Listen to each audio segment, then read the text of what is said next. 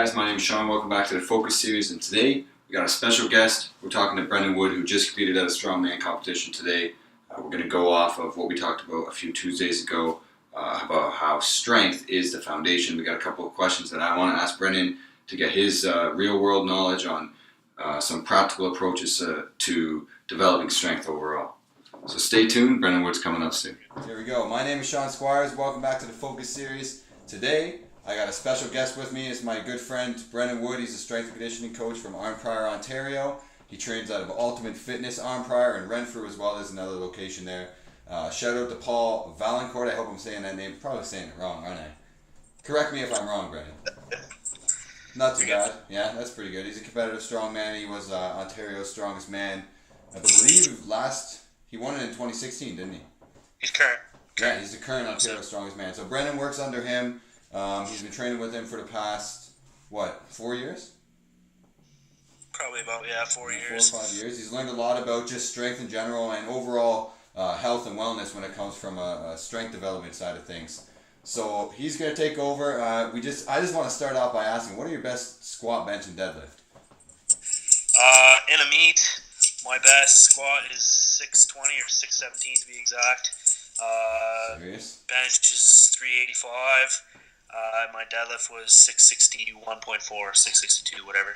Damn. And that bench is like a full-on dead stop press on a signal, right? Positive press, yeah. Perfect. Yep. Wow. So some big numbers. All right. Well, you just had a strongman competition today too, didn't you? Yep. What type of events did you do there? Today the first event was frame carry, so it's like farmer's walk.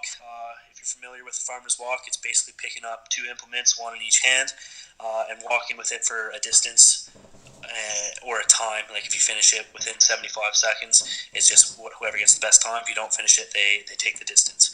The frame is a little bit different in the farmer's walk as it's connected in the front and the back, so it's like a full square that you stand in the middle of.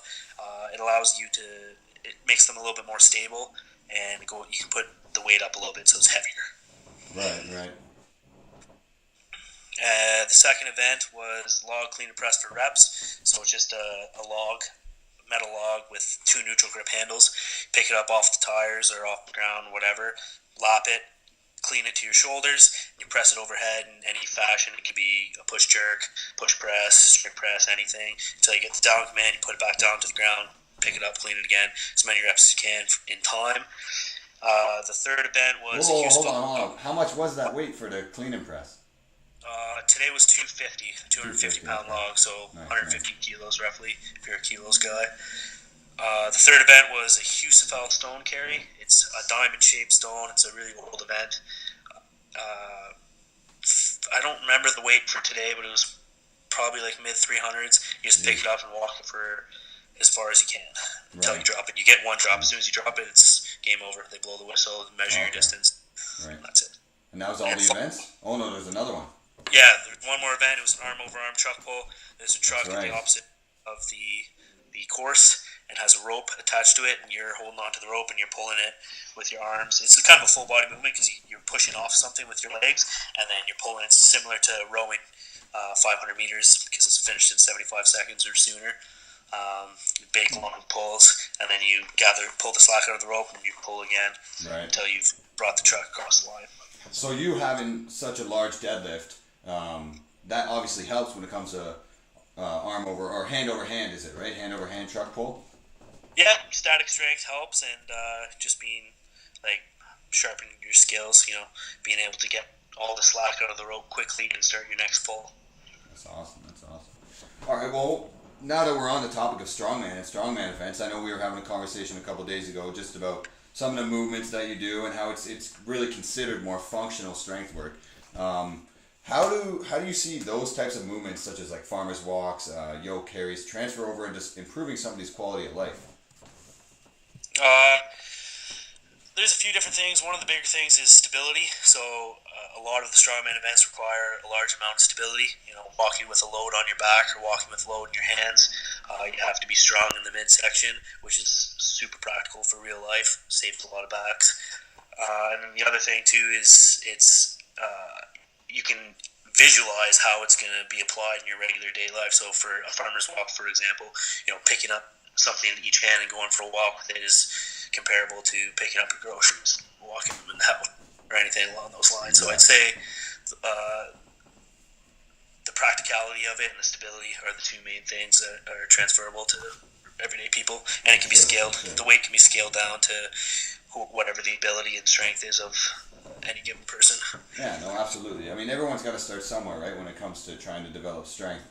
And no, you're right, absolutely. When it comes to lifting things off the floor, it's very practical, right, and it's very functional over into real life, like you said. You're not going to get gassed walking up your stairs with a bunch of groceries if you mix in this type of training into your own programming, correct?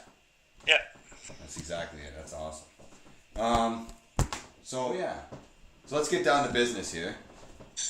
What do you think is the one thing that people are missing out on most when it comes to training for strength?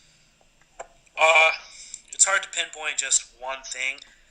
If I was to pick something for someone who's been lifting for a while, that's often overlooked or not done well in their programming is fatigue management. So a lot of people choose to go hard all the time, lift heavy all the time, and it's not, the progression isn't very linear. It's just go hard all the time. I think there should be, a time and a place for you to be at your absolute strength, right? So if you're just finished a show or a competition, you might want to work on some weaknesses and put in some volume work, and that would be a good time and place for that. So picking movements that are going to make you better, pick movements that you're not good at, and improve. And then as far as within, a microcycle, whether 4 weeks long, 3 weeks on, and a deload, even if you're peaking for strength, you can still, like, if you want to pull heavy triples or a heavy set of 4 or heavy double, you can use exercise selection to your advantage to manage fatigue. So you don't always have to, like, we can take the deadlift for example, you don't always have to pull a heavy triple from the floor every week, or a heavy double, or a heavy single or a heavy set of 4. You can still pull a heavy set of 4, but maybe take your belt off and put a deficit, and the load is going to be significantly lower, allowing your CNS to not be as taxed and not be as taxing on your CNS. Yeah. So you're training more efficiently in that sense, right? Yeah. So like in 3 weeks of work, you could do maybe a deficit pull first, and then a variation that allows you to lift a little bit more than that, and then the 3rd week you can pull from the floor. 4th week you deload and you rest and recover. CNS is back and fully ready to go, and you start it over again. Absolutely. And like you said, you train the things that you're weak at, because you're only as strong as your weakest link, right? And then when you get to events, or maybe let's say a powerlifter, for example, he gets to the end of the day, and sometimes you might not realize how tired you are at the end when you're on the deadlifts, and you have to to pull 3 separate weights, right? And then when you get to the 9th rep, or I guess I shouldn't say 9th rep, but your 3rd rep of the deadlift, sometimes you don't really realize how tired you are. So giving yourself a better base, a better foundation when it comes to that is good. And like you said, putting in more volume will allow you to, be able to, hold more load when it comes to intensity as well down the road, right? But it's about planning for the long term, and it seems like that's what you guys do over at Ultimate Fitness, right? Yeah. That's good. That's good. All right. Well, thanks a lot for taking time out of your day. I know it was a busy day. Traveling a lot, lifting a lot of weights. I'm sure you're pretty tired, right? Yeah, feeling a little bit, yeah. Yeah, that's good though, I'm glad. And so anywhere that people can find you on social media? Yeah, I have an Instagram. I'm just going to look at it here. Brendan doesn't really use Instagram that much. He's not big on the social media. Yeah, Brendan __ Wood. Brendan is BRENDAN. That's my Instagram handle. And then other than that, you can email me. I have a Gmail. It's bw.10195@gmail. And this is the man that will get you all your programming needs for strength development. So I hope you guys liked that episode of the Focus series. Brendan is like a brother to me. We went over to Ireland to study strength and conditioning together.